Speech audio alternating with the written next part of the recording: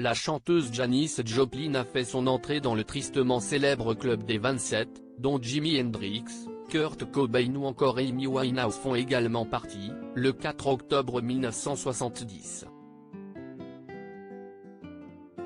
La jeune femme a été retrouvée morte dans sa chambre du Landmark Motor Hotel, à Hollywood, affalée par terre avec de la monnaie dans une main et des cigarettes dans l'autre. Selon le rapport d'autopsie, la chanteuse est morte d'une overdose après s'être fait une injection d'héroïne. Le week-end de sa mort, Janis Joplin n'aurait cependant pas dû être seule dans sa chambre d'hôtel. Comme le rapportent plusieurs médias, la jeune femme avait prévu de voir son fiancé de l'époque, Seth Morgan, ainsi qu'une de ses ex, Peggy Caserta, pour un plan à trois.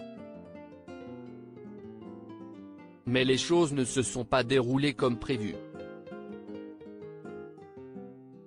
Sans s'être concertés au préalable, ni Seth Morgan ni Peggy Caserta ne sont allés voir Janis Joplin au Landmark Motor Hotel et CIST, cette absence qui, selon certains, aurait causé assez de tristesse à la jeune femme pour l'encourager à replonger dans l'héroïne, qu'elle essayait de rayer de sa vie. Lors d'une interview avec Vulture, Peggy Caserta, qui n'a jamais été la petite amie officielle de Janis Joplin mais avec laquelle elle a eu des rapports intimes et de laquelle elle était très proche, a quant à elle donné sa version des faits.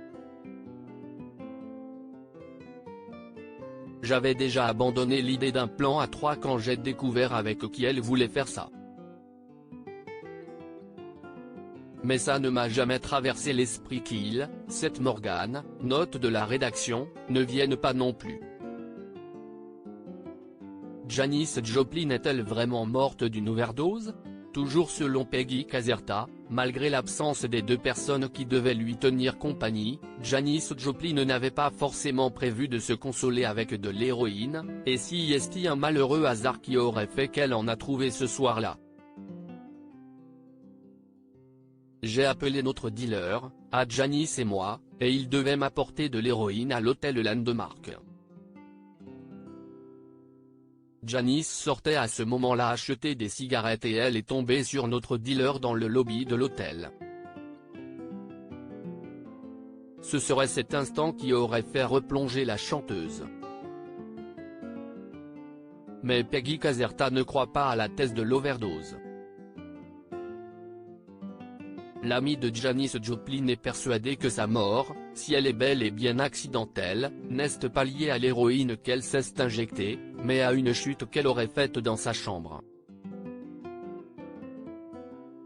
Elle explique dans son interview que, selon elle, Janis est remontée dans sa chambre après avoir acheté des cigarettes, un paquet dans une main et sa monnaie dans l'autre, puis s'est pris les pieds dans le tapis avec ses talons en forme de sablier, est tombée tête la première sur la table de chevet et s'y est violemment cognée. Elle serait ensuite morte en s'étouffant dans son propre sang. Que ce soit une overdose ou une chute, la mort de Janis Joplin reste une tragédie, sur ce point au moins tout le monde s'accorde, et ne serait peut-être pas arrivée si elle avait été accompagnée au moment fatidique.